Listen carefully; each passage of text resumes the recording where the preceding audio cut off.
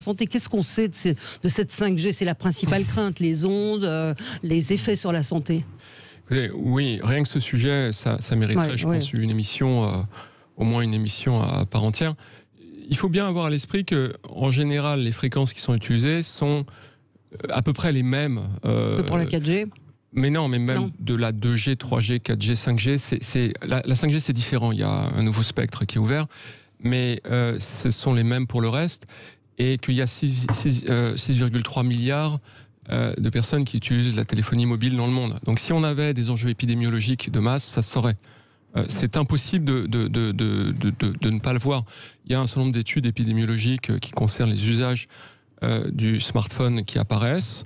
Il y a des cas d'usage extrême qui ont été relevés, mais pas comme quelque chose de majeur, comme quelque chose de potentiellement incident. Il n'y a absolument pas d'augmentation, par exemple, des cancers, de ce type de pathologies qui sont vues dans les études. Il y a une grosse étude, notamment financée par l'Union européenne, qui s'appelle Interphone, qui est une étude épidémiologique sur un cohorte de à peu près 4000 personnes, qui dure depuis 11 ans, et qui a été reconduite. Pour le moment, Interphone fait sortir des choses, mais qui sont absolument pas du domaine qui devrait nous inquiéter.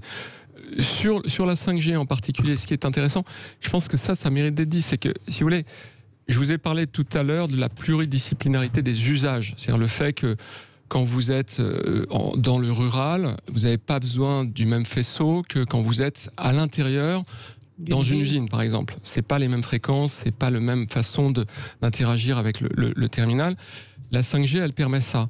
Qu'est-ce que ça a comme conséquence en termes de santé?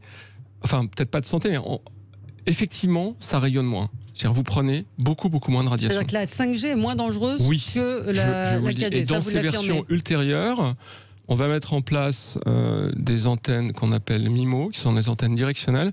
Si vous voulez, aujourd'hui, quand vous êtes proche d'une antenne radio, c'est comme si vous étiez proche d'un abat-jour. Ça rayonne dans toutes les directions pour pouvoir attraper le terminal où qu'il soit.